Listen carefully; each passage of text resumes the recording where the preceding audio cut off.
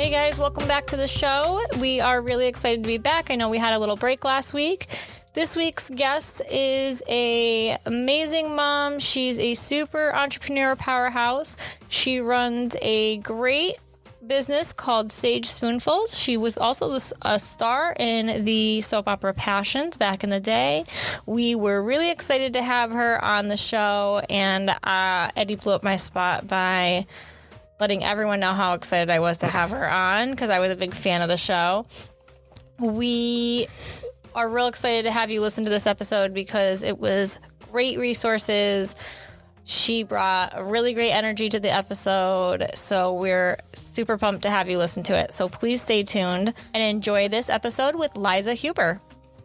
And if you really enjoy this episode, please leave a review and share it with a friend. Ladies and gentlemen, in this corner, Eddie Gagnon! And in the opposite corner, Kristen Gagnon! This is What's Special About Special. I wanted to say that. Well, hello there. My name's Eddie Gagnon. Eddie, I don't want to be here all night. Welcome and thank you for joining us. My name's Eddie Gagnon. That was perfect. Kristen. Your voice. So we want to welcome Liza Huber from Sage Spoonfuls. Thank you for joining us. Thank you so much for having me. We are super excited. Every time I say that, excited. It sounds not excited, but I am super excited. I know. It's palpable on this side. It's insane. Like, I'm like a dog, so I'm just like feeling off of it. I'm very excited as well. So, love it. But the anticipation is killing me. Well, I think because originally I was excited to have you on as a guest and was like, I hope Liza would want to come on as a guest because you find other moms in this community like throughout different portals in different ways. And, you know, we found each other through iFund Women and through our connections that way. And it's rare to find another mom who I think is like juggling lots of hats, who also lives in this little community world that we're in and shares the same experiences no matter what they might be. And so I kind of found you that way. And then really just was like, oh, she looks so familiar. And Eddie was like, I don't know. And I was like, I know her from somewhere. She must be from something else. Like she must have done something else before this. And we used your products when our kids were smaller. And so I'm like, I know I use these, but I don't think I saw her face before. And then I was like, she was on Passions. I saw something you posted where you were on Passions. And I was like, I watched Passions when I was in high school and college, like obsessively every day after school. I was like, I have to watch Passions. I have to get home to watch Passions. Dude, you erupted. I loved it. It was the best job. It was so fun. We were all so young, and it was like going to work, but like in a college dorm. I mean, my dressing room was right next to Eric Martzoff's, which was across from Andrea Evans. And we would all go to the commissary and get our salads and hamburgers, and like the cast of Seinfeld. Was it Seinfeld? Not Seinfeld. It was, oh my gosh, I can't even remember, but that 70s show filmed on our lot, like Will and Grace. And we would just like bring our cheeseburgers back to our room, and Eric and I would listen to like Neil Diamond. I mean, laugh. It was so fun. We would have our Neil Diamond lunches, and it was just the most fun job ever. I'm so grateful for those years. Well, it must have been like a college dorm because I feel like everybody was so young on that cast too. We were so young. I was 22 when it started. I mean, remember Lindsay Hartley was like 19. And we all kind of grew up together. When we started, we were so young. And then when the show finished, we were all married, had babies. Like it was just a time I would never trade in for anything. What a fun experience. I feel like that you have that opportunity. Yeah. Just like, and it was a fun show. It was hilarious. Like you never knew what you were going to walk into. Well, exactly. It's like, I feel like when I talk to anyone, like I still watch General Hospital, like faithfully to this day. I've watched it since I was a little kid with my grandmother. I think that's what soap operas are. You watch them. Like I watched all the ABC soaps with my grandmother and my mother. Like a tradition. Yeah, it's a good tradition. It's like what you do. You grow up watching them. You keep watching them as you get older. And then Passions came on and I was like, oh, this is like for me. Like, this is like my generation's like soap opera that I can watch. It was like the best. It was like everyone was young on the cast and it was like a sillier plot line and everything. It wasn't so serious. There wasn't so much it was drama, but different drama. It was great. It was so campy. We had a blast. Yes. I'm so glad you loved it. It was fun. Yeah. I miss those days. I feel like we need something like that nowadays with all the COVID and the stress and the drama, like the negative. We need like a fun, campy show that everyone just gets behind. Well, you did say I should go out, like, to be a soap opera star, right? So you should. So that's like the next plan, the next step for us. We're just trying to get this like off the ground, so that way I can get kind of like a little following, and then boom, I'm gonna be right.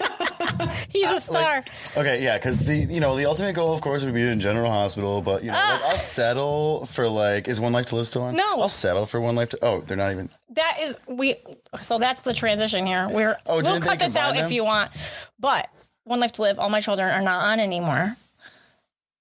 There's just General Hospital. 4 left. General Hospital, Days Young and Restless, Days of Our Lives. And there's like one on each network.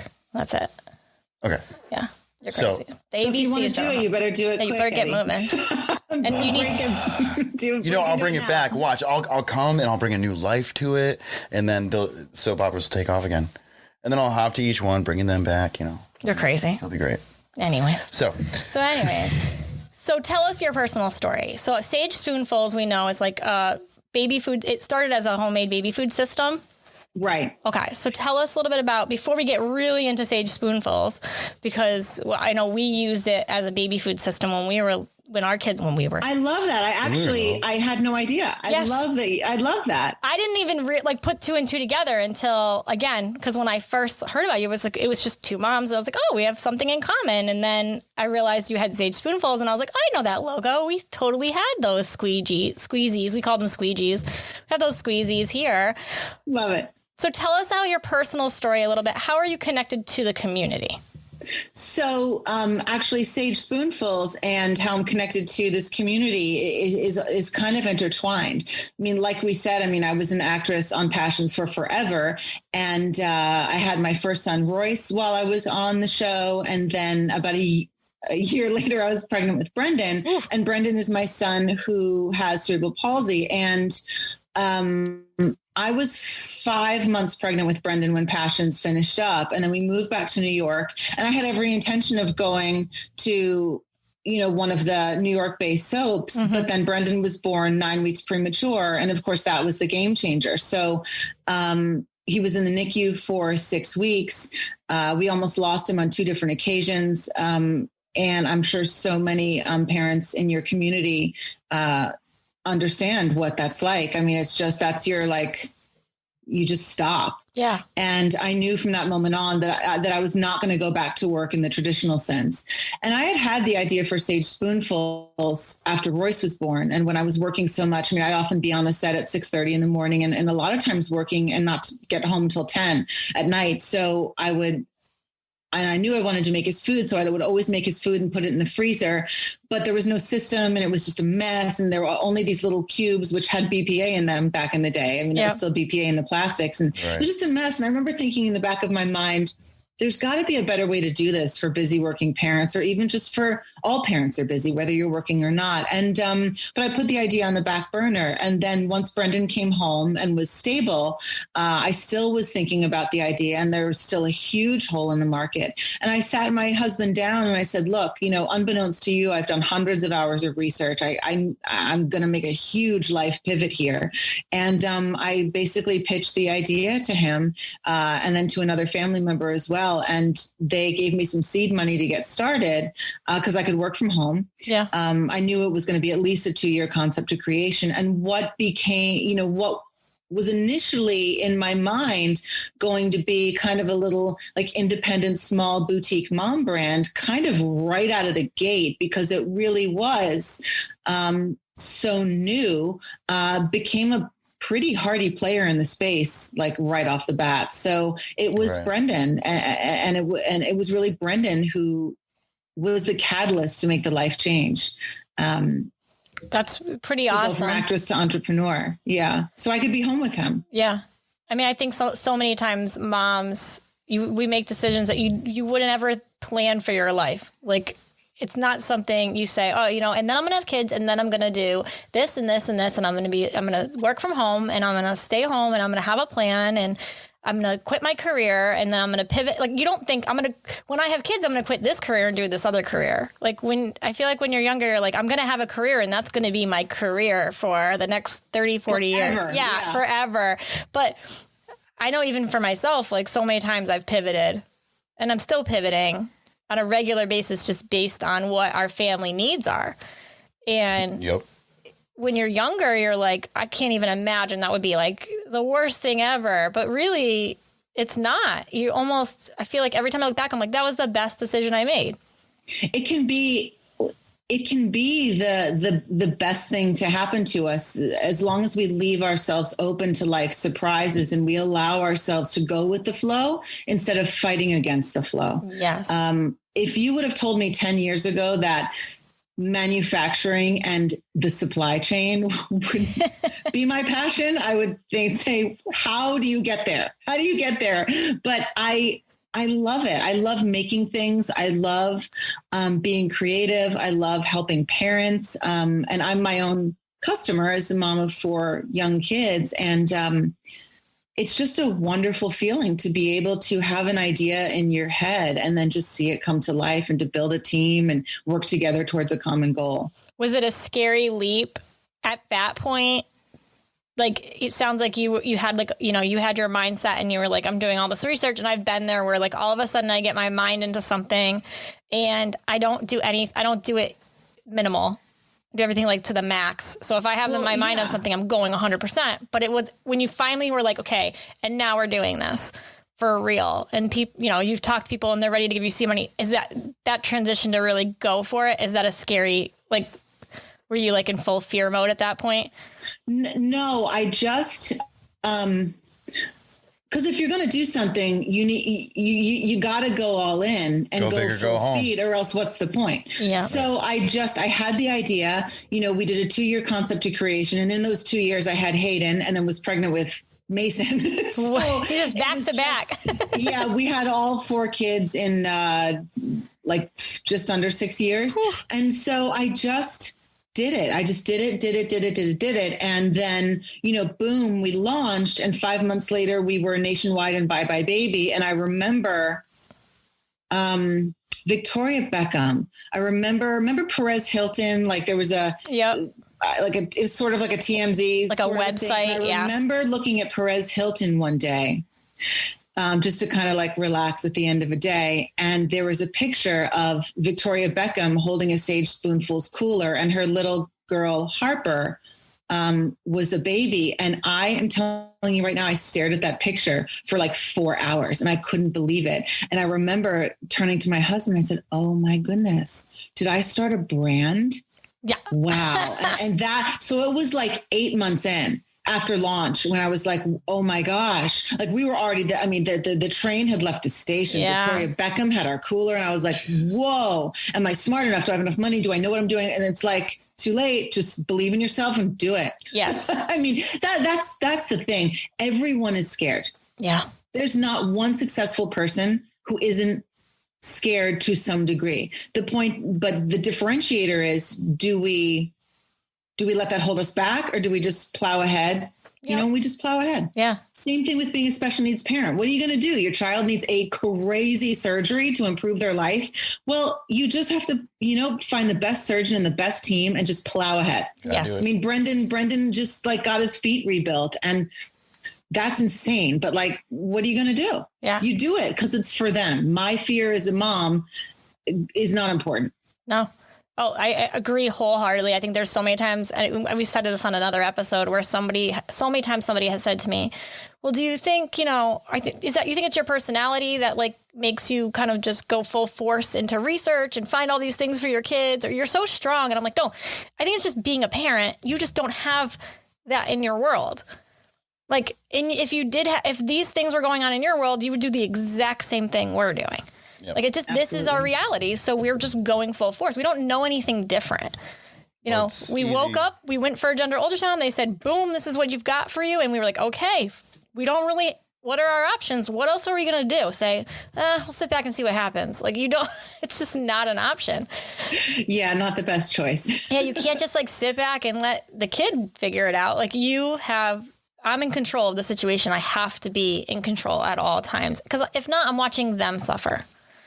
Right. And in control as much as we can be. I mean, at some point, it's like we work and we choose the best team and the best therapist and the best, IEP and the best surgeons. And then, I mean, I remember in 2016 when Brendan had his selective dorsal rhizotomy, which is an insane surgery. It's, they take a vertebrae like off the body, which is bananas. They pull out the nerves from inside the spinal cord, more bananas. I mean, and then they I call them zappers. They're not zappers, but I call them zappers. For Brendan, he has spastic diplegia. So they put all these zappers on his legs and they were looking at the nerves from inside his spinal cord, like which nerves were overfiring. They were troubleshooting his spine. Troubleshooting, and then they would like clip them. I mean, so at that point, it's like, I've done my research. He's in the best hands ever. And now I'm going to throw my hands up to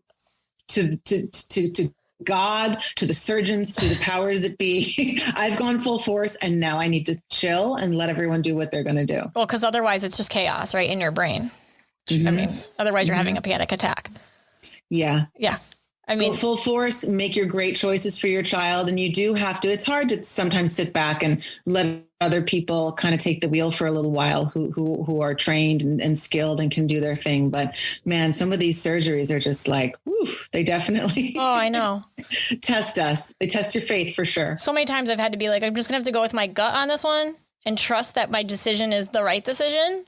Yeah. And then be okay with that. And because what else can you do? I mean, I ultimately have to make those choices.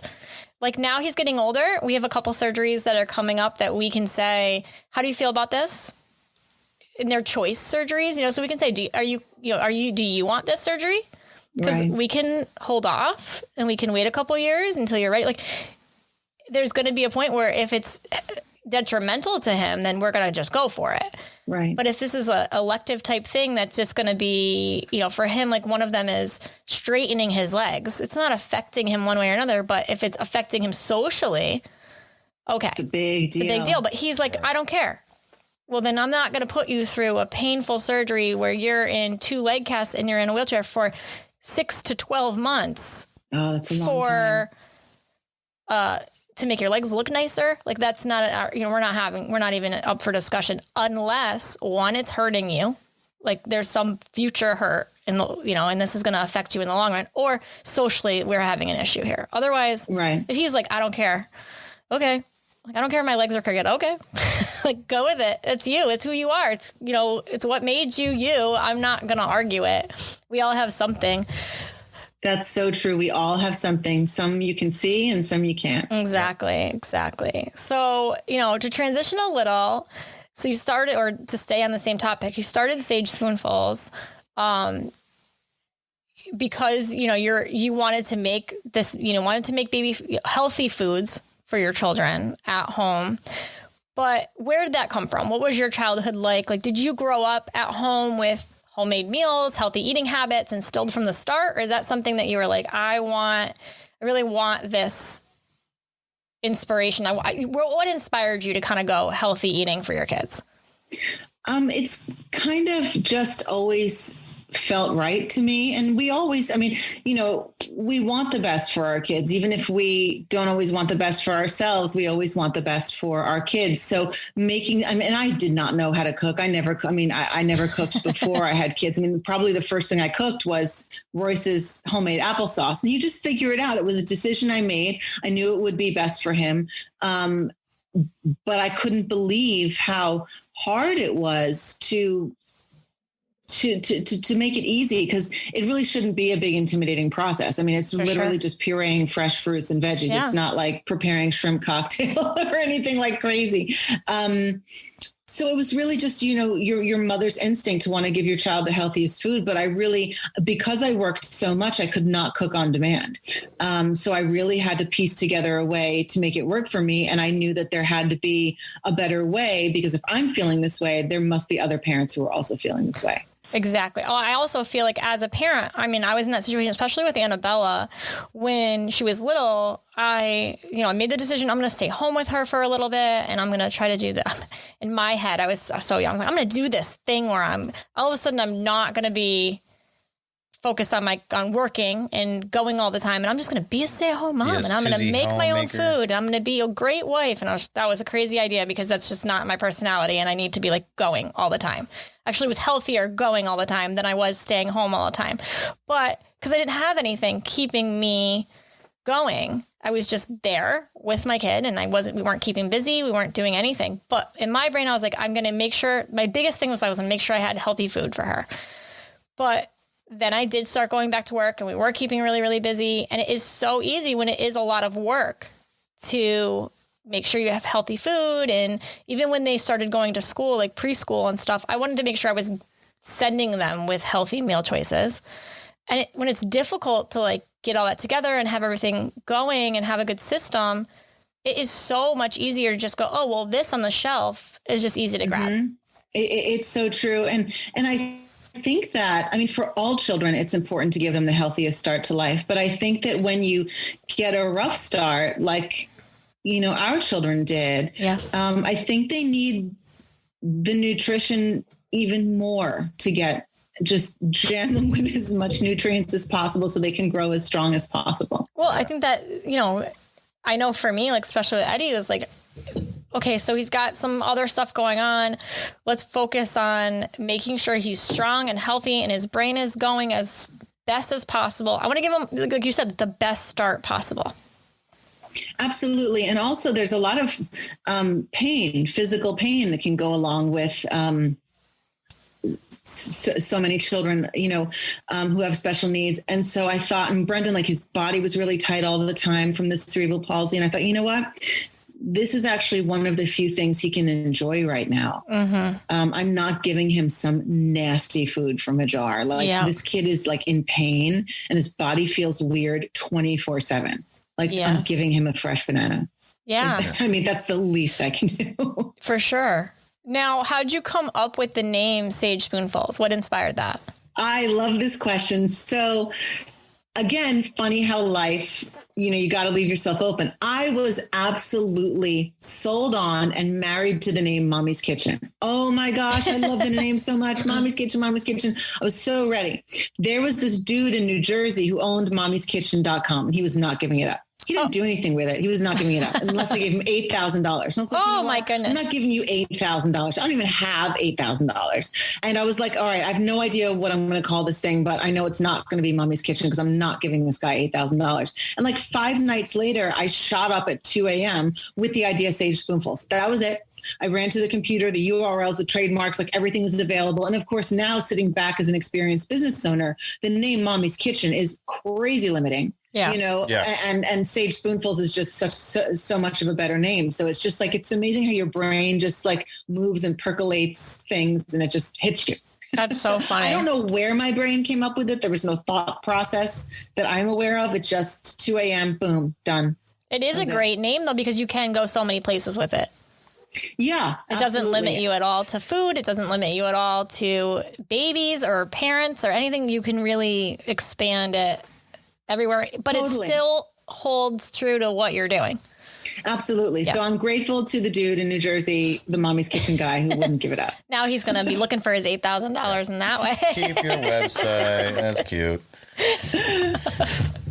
So, a lot of special needs parents are forced to make their own food for their children out of necessity for dietary restrictions, allergies. Do you find that your products are helping a lot of these families? I do. And we hear a lot from parents and caregivers in the special needs community that our system really makes it easy for them. And that's just the greatest thing in the world for me to hear. I mean, because you hope that what you're putting out into the world is going to do the good that it intended to. And another community we hear from is on the way other end of the spectrum, which is the elderly community. A lot of people in that community, like the adult children, will say, you know what, we're using your blender and your larger jars to puree, like, roast chicken and mashed potatoes and gravy and peas. My dad loves them, but he can't chew, or he needs to have pureed food. So it's just, it's become this go-to system for both ends of the spectrum. And it just makes it easier. I mean, giving our children, our babies, our loved ones, healthy food should not be a big, huge ordeal. It really, I mean, a lot of the store-bought baby food companies, it makes me so upset, because the main nugget of their marketing is that making your own baby food or making food for your kids takes too long. Yeah. It just takes too long. It's a whole big deal. You can't do it. You don't have time. Let us do it. Like, stop it, please. Sometimes, sure. Sometimes those things have a place. Absolutely. But it is processed food. It's processed food, whether it's organic, whatever, it's still processed. Mm-hmm. And if you think about it, we all enjoy McDonald's every now and then. But do we eat processed food for every meal, every day? Right. No. Why on earth would we do that for our babies? A lot of parents don't realize that even the most expensive organic food in the pouches, it has to be sterilized to have a shelf life of 2 years. And that process removes over 50% of the nutrients, and the manufacturers artificially add it back in. And for whatever reason, they're not obligated to tell the consumer. And there's a huge difference in the way the body reacts to natural nutrients and vitamins and artificial and synthetic nutrients and vitamins. And I am a firm believer that is a huge reason why we have so many food allergies and intolerances, and God only knows what else. I think you made such a great point when you said, like, we like McDonald's or we like something every once in a while, but we're not eating that every day for every meal. And the biggest part of that is also at the most important brain development part of our lives. And we're feeding them something that's processed for every meal, sometimes more than 3 times a day. It's not like they're having just 3 meals a day. Little ones are snacking, and they're having, when they're babies, they're having sometimes 4, 5, 6 meals. Like, you're giving them food so many times a day, and it's all processed. It's all processed. And the other problem is, because it is processed, that's why it never tastes, looks, or smells the same as the real thing. Mm-hmm. And then a steady diet of that also leads to picky eating. Yes. And I always give this example. If you're at a restaurant and you order something and you are like, this is horrible, I do not like this, I don't like the way it was prepared, I don't like it. Even if someone tells you, like, the restaurant down the road makes it great, your taste buds, you're already kind of ruined on this meal, and you're kind of not willing to try it somewhere else. And it's the same thing with babies. If we're giving them brown, over-processed peas that taste and smell disgusting that you wouldn't eat, why, when they're 2 or 3 years old, would we expect them to love peas when unfortunately they've been introduced to, some processed peas? So that's kind of my philosophy, is to make it easy, because we are all so busy these days, whether you're a working parent, a stay-at-home parent, and we're all working stay-at-home parents these days, to just make it easy. I mean, I used to pour a giant goblet of wine on a Sunday when everyone was asleep, and I'd make a month worth of baby food, because it's just so easy. You don't need to measure anything or follow a recipe. You can just mix whole foods together. And that's the way I wrote my book. That's easy, where you're just mixing whole foods together. So you can just make a ton in 10 or 15 minutes, or pour yourself a drink and spend an hour and make a month's worth. Yeah. It doesn't need, it can be it is a more enjoyable process than a lot of people realize. I believe it was the 1940s when all of this, you're going to hurt your baby, you don't know how to feed them, or you're too busy, or we know better than you, this marketing, and it's gotten ingrained in everyone's brain. Oh, I'm going to do something wrong. I'm going to do something wrong. Yes. I don't have the time. They're right. I don't have the time. And it's literally so ingrained in our brains that if you stop for a second, I can take a fork and mash a banana there, I can do it, or an avocado, or put it in a blender. I mean, it's just, if you get out of the marketing that's been ingrained in all of our brains for so long. I mean, this was at the same time they were marketing, 7-Up for babies, right? Soda. So now tell me, with that being said, tell us, for those of us that haven't used, I mean, I have, but tell us, for those that haven't used Sage Spoonfuls, how do your products work? What makes them so much easier than just doing it yourself without the products? So when you have a system and like a go-to system, it's really easy because we have a blender that was specially designed to make baby food. You know, it's makes a puree, it makes a mash, it makes a chunky. Here's everything I need. You know, I like consistency. I like ease of use. I like quality.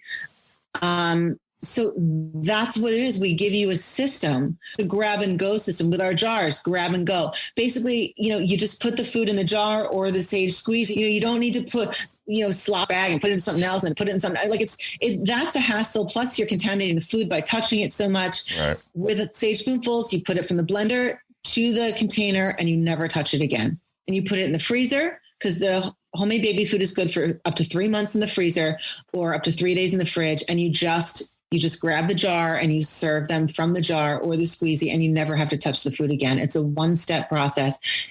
Grab and go, and you don't need to, it's not a hassle. We take the hassle out of it. And for parents who maybe it's their first baby or they're a little bit nervous, you know, my book, Simple Recipes, Healthy Meals, Happy Babies, it takes the intimidation factor out of it completely. Because I wrote the book, the way I made the food is different than any other baby food book out there. It's about single, simple whole foods. Well, I think the thing that, like, I love the fact that, like, when you say, like, your blender, it's different than just using, like, my regular blender because you can cater it towards your child. Like, you know, maybe when your kid's younger, you need it much more pureed.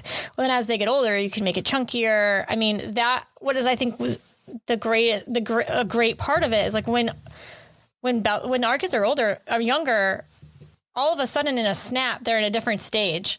Yeah. So true. You don't even know that's happening. And then all of a sudden they're ready for a different texture of food. And you're like, oh, I want to try this.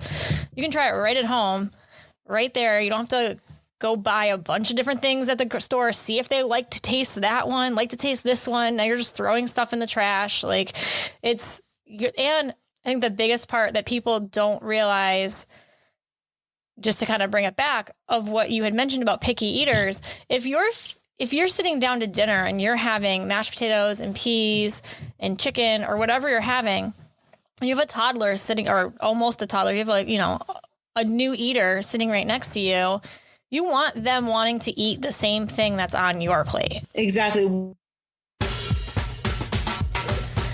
Hey, Eddie, temperatures are dropping and that means fall is here. And fall means football and cheese plates and apps and couch potatoes. And we spend all weekend watching football and just relaxing. So I definitely do not want to go grocery shopping. Did you know what would make that easier? What? Instacart delivers groceries in as fast as 1 hour. They connect you with a personal shopper in your local area to shop and deliver groceries from your favorite stores. Instacart is offering our listeners free delivery on your first order over $35. So listeners, by following the link in our show notes, and we really hope that you do, you'll be letting Instacart know that we sent you and you'll be supporting our show.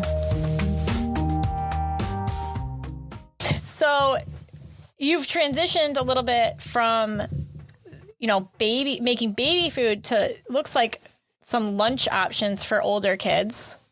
Yeah, we heard pretty quickly from our customer base that, you know, they wanted more from us. They wanted more than just, you know, baby food. They wanted to stay with the brand. So we really, about 2 years in, started developing mealtime essentials for toddlers and bigger kids too. And we have this wonderful silly elephant plate.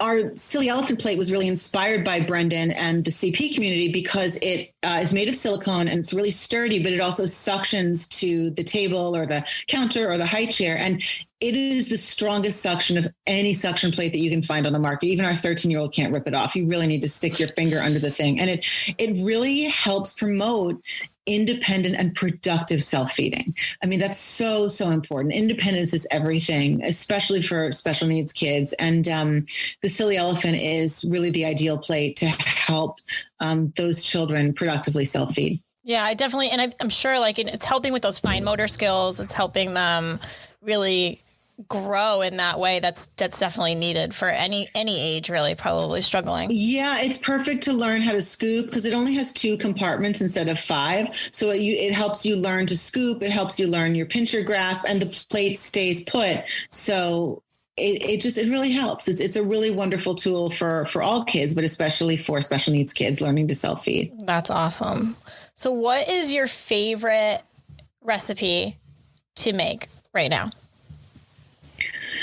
So I'm going to be honest. I went through a big cooking drought. I've been so busy that I went through a big cooking drought, and I said, something has got to happen, because now there's 4 kids. Like, I've got 1 teenager, huge appetite. Business is like exploding. Like, life is crazy. And so I did like the Hello Fresh Sunbasket purple carrot scenario. And I'm liking it because I love to cook, but I don't have time to meal plan or shop. So that's my thing. So like, I love chicken tikka masala. I love that. I love roast chicken and veggies. I love making smoothies. They're so easy.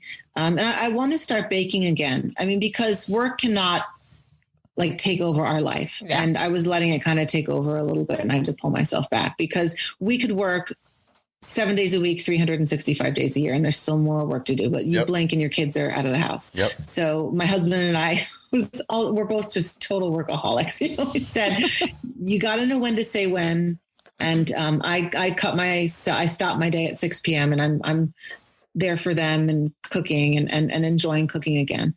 I think we've been the same way. I think COVID's made it worse almost, even though we've been conscious and tried to do more time together on the weekends or this. But at the same time, it's so when you're working from home and you have such a space right here, I can wake up in the morning and I just right to work. And then it's so easy to just get right back to work. Like there's no stopping. There's no break. I'm not taking breaks. I'm not eating lunch. When I go to a physical office, I'm conscious that everyone's taking a lunch, or that, does somebody want to go take a 15-minute break, or I have to go to the bathroom. I'm walking upstairs to another office. I'm not doing any of that here. I'm so sedentary. There's no release of a break. I just today, I was like, I could just say I can take my lunch and I'm going to go for a walk with little Eddie. Yeah, totally could. Get outside. Get outside. And it's so good. It's so good. I actually don't mind working from my garage, because I leave the door open. Like, you get some fresh air. I had some chipmunks running the other day. It's just, it's also hard too, because your kids don't understand that you're working. They think you're home. Yes. And now Brendan, having just had his feet rebuilt and he's in casts, he can't wait there for 6 weeks. I mean, what are you going to, every time he has to go to the bathroom. So I have to carry him. So I have baby monitors, around. So he's, I was in the middle of a huge Zoom meeting earlier, and he's screaming, I got to go to the bathroom. So, I'm like, I'll be right back, guys. It's just, awesome. We're all in the same boat, and we're all just doing the best we can. I think it's a new normal now. Like in the past, I think if a parent was working from home and was interrupted, it was like this thing where everyone was like, oh no.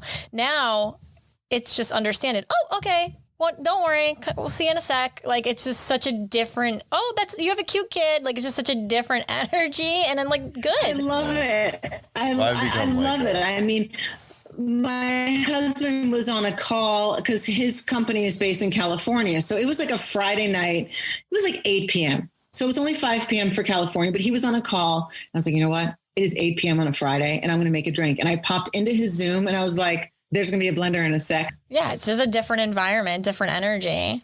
So where do you see Sage Spoonfuls growing into now?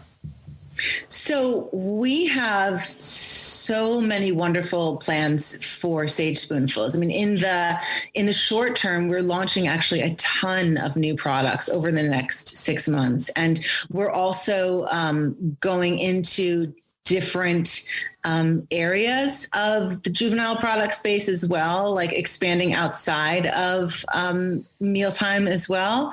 I'm actually also going to be starting a YouTube show where I'm going to be interviewing moms who I think are amazing and who have great stories to tell, and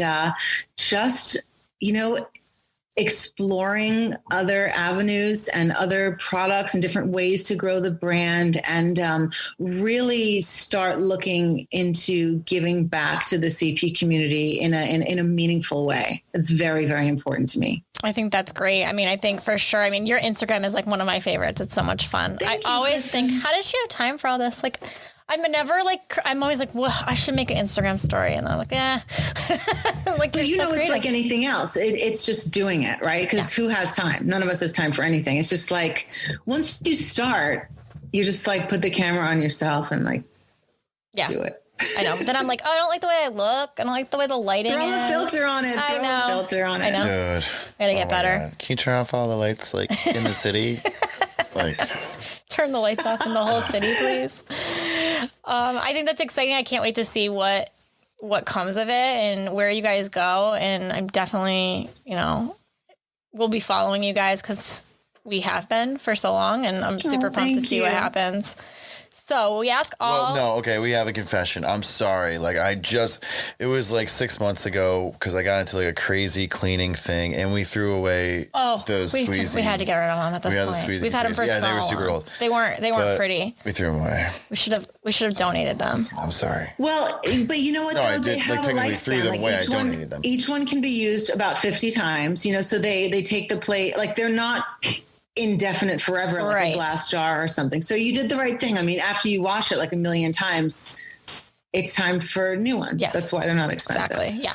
Or our kids just don't eat use them anymore. Like they've outgrown them. No, that's they don't what I was want saying them. when you were like, why'd you throw those out? I know. I try to save everything. Why did you get rid of those? We use those. Eddie would still use those. He might. What's wrong with you? I'll send you some new ones. Yeah. We have some awesome new patterns and stuff launching very soon. He might change. He gets back into things. Like now he's asking for applesauce all the time. He's 8. His fine motor's not great though. So he like has trouble opening things. Like he doesn't like the applesauces in a little cup or jars. Like he doesn't want to open anything. And then I always want them to be able to just grab a snack, especially now that they're home. Yeah. Mm-hmm. Before they were at school, so I didn't have to worry. But like when they're at home, I'm like, I think he asked me like 400 times a day, can I have a snack? Can I have a banana? Can I have an apple? Can I have it? I'm like, yeah, let me get it. I'll cut it up for you. I'm like, but if they can just grab it. That's excellent. I love that they're asking for fruit. Mason is like, can I have a chipwich? I have a chipwich. I only had one today. Can I have a chipwich? Listen. Well, she's saying apple and banana because it's like they've blown through their like in the shoes. Oh my God. No, he has an apple because he's had a bag of chips. A Rice Krispie. Like he's already tried the other snacks and he knows he's not going to get that out of me. Yep. So then he's asking for the apple and the banana. But I didn't want to make myself look that terrible. It's been easier though. Lately I'm like, you got to be real with the people, Kristen. You can't. Got to be real with the people. Jesus. And you know what? Because there is not one person alive who is like every bite their child has is super healthy. I mean, oh my goodness. Yeah. My kids had a frozen pizza tonight. And you know what? We put some fresh spinach on top and it's a win. Yeah. There you go. We always try to throw some. We actually, every time most of the time, we like try to throw something on. But sometimes I'm just like, I don't have time for this. I'm tired. This is what you're eating. But like a reality is if I try to get them to eat healthy 90% of the time, then the other 10%, I don't feel so guilty about. Oh my gosh, that's a huge win. I have this kind of saying, something fresh and real with every meal. And it doesn't need to be fancy. If you're doing a PB&J, throw a handful of grapes. Done. It's raw. It's antioxidant rich. It's great. Carrots, like, cucumbers, sweet peppers, anything. Just like we have our happy foodie plates that have 3 compartments. So the smile goes for the main meal. And then the 2 littler compartments are to remind you, put a fresh fruit and a fresh veggie in it. And it just grab it and put it in. You don't need to cut it, do anything to it fancy. Just throw it in there. Something fresh and real with every meal. I love that. And fresh and real with every meal. I like that. We're going to say that every time now. It's a good one. I like it. Holds them accountable. It's a big win in our house. Do you want that to be a song? We'll give it a project. Annabelle will make a song out of it. I know. That's so cute. That's so cute. So we ask all our guests, if you had 30 seconds to speak to our community, what advice would you give them? So I think that sharing your story is so beneficial to the special needs community and also to yourself. You don't even realize how important it is to share your story. When we shared Brendan's story and his cerebral palsy journey, I mean, we didn't talk about it really until he was 7 years old. And because I didn't want to, I wasn't sure where the line was between sharing the story for information and throwing his privacy under the bus, but then I thought, okay, hold on a second. If we don't share his story and talk about it, is he going to feel like any kind of shame or weird that it's like this family secret? Like, that's crazy. So we found a way to just share our experiences and share our story and share our journey. And what we got in return was actually such a gift to us, because we wound up sharing on a very big stage. I mean, we were on Dr. Oz. I mean, talk about kind of baptism by fire. I mean, you're not like telling your best friend, you know, on Dr. Oz. And it wound up being the first time in the 9 years that Dr. Oz was on the air that he ever even spoke about cerebral palsy. And after that aired, I got hundreds of emails from parents, from grandparents of children with cerebral palsy. And so many of them told me about the selective dorsal rhizotomy. And I wound up becoming genuine friends with two of the people who had written to me. One was a mom who was a physical therapist whose daughter was only 1 year younger than Brendan. And she was like, look, can I can I email you some information? And we wound up talking. And I said, I've heard about Dr. Park at St. Louis Children's Hospital and the selective dorsal rhizotomy. I've known about it since Brendan was 2, but it's scary. It's really scary. And so and now at this point, Brendan was 7, and she wound up really talking me through the process. She said, it can change his life. It changed my daughter's life. At the very least, just fly out there, have a consultation.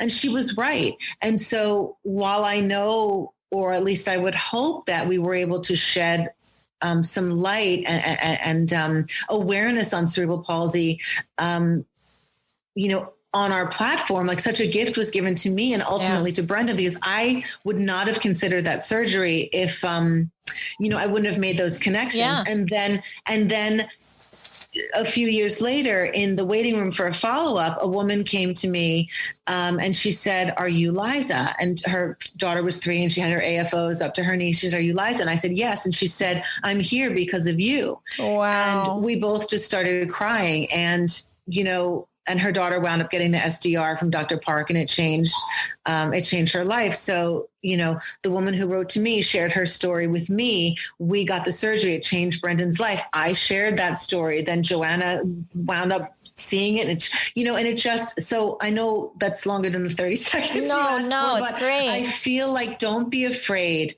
to share your story, because it's important, not only for other people, but also for yourself. I think for sure. I think, the biggest part of that is you don't even really, those are the people you've touched, and that you've made this domino effect, trickle down effect on each other. But imagine how many people you haven't connected with that you're also trickling down to, or also making a domino effect in their lives. It's unknowing, but it could be, it's so large for sure. It's so large. And it's so important that as parents, we know that we're not alone. I mean, when Brendan was 5, all I wanted was to meet another mom whose child was 10 years ahead of Brendan. We say that all the time. Yeah. That's all I want. And of course, every child is different, but what is this going to look like? Is he going to be okay? I mean, I have 10,000 questions, and now I have such a wonderful support community. But up until Brendan was 7, my husband and I really just kept this to ourselves. So now he has a support community too, which is such, I mean, that's just probably, we did it too, though. Like we have said so many times, I wish, and we luckily recently have met someone in the, with the same diagnosis as Eddie, who's an adult. Well, he's an adult. I say he's a kid, but he's like 20. He's an adult, Kristen. He's an adult. He's an adult man. And see how his life is. And because so many times we're like, well, what is Eddie's life? What's the possibility of what Eddie's life's going to look like? We don't know. You hear so many things. And especially, I'm sure it's the same for you. With so many diagnoses, it's like the quantity of life was so much smaller 15, 20 years ago. They were saying, oh, this diagnosis, your life expectancy is X or whatever. Now, everything is so different. Medical advances are so much larger. So it's like, that doesn't help me. I need to see with my own 2 eyes someone who's like only a few years ahead, but doing this and having surgeries that weren't around 15 years ago. I just need to know what things are looking like in front of us. Yeah. Right. Absolutely. And if we don't share our stories and talk about it, then we also can't share information. I've had dozens of people DM me on Instagram wanting to know about who these surgeons are, because Brendan's had 3 surgeries at this point. Who have we used? Therapists, and where have you found therapists? And it's just, it becomes this wonderful sharing network. And also for the kids, for Brendan, for all those years, people in the community, they were always so kind. People are, for the most part, very kind, but he wasn't invited really to birthday parties. Like, he wasn't really invited to play dates because people knew that he was like this great boy, but he walked with, like, I like to call it a big swagger. Yeah, and he's got natural swagger. Natural swagger.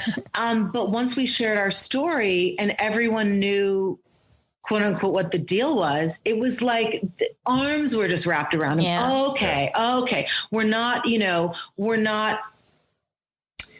invading their privacy, or we're not putting them out. Like, yeah, he can come to the birthday party. Yeah, he can do that. So it's really a gift for everyone when you share, and then the kids feel proud. For sure. I think that's the key. They then feel proud versus they're concerned, or they feel like they're a burden, or they feel like anything on anyone else. Instead, it's like, oh, my mom's proud of me. Look at what she's sharing about me. Little Eddie says all the time, when can I be on your podcast? Or when, that is adorable. Like, who'd you talk to tonight? And what'd you talk about? Did you talk about me? Like, he's super excited about everything we share with everybody else versus being like, don't talk about this. Don't talk about that. Like, he's not before it would be like, don't tell anyone I have braces. When now he's like, what'd you talk about today? Who'd you talk to? Did you hear I got new braces? And I'm like, and that's so because different. You guys as parents have opened the door to that, because you talk about it so freely. You've shown him that this is like not something to feel bad about. We've normalized it. Like, shine your light, and you guys are shining his light, and therefore he can shine his own light. Yeah. Hopefully he does that as he gets older too. And he's his own advocate. That's the key right there. Right. Oh my gosh. The way you have to advocate is amazing. It happens to everyone. Yeah. So where can everyone find you? Where can everyone find Sage Spoonfuls?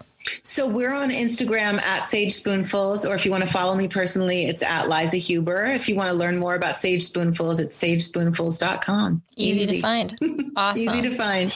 We really appreciate you coming on and chatting with us and sharing your story. I just want to say, if anyone has a child with CP, please feel free to DM me at Liza Huber on Instagram, because I'm so happy to share my resources, our doctors, our surgeons.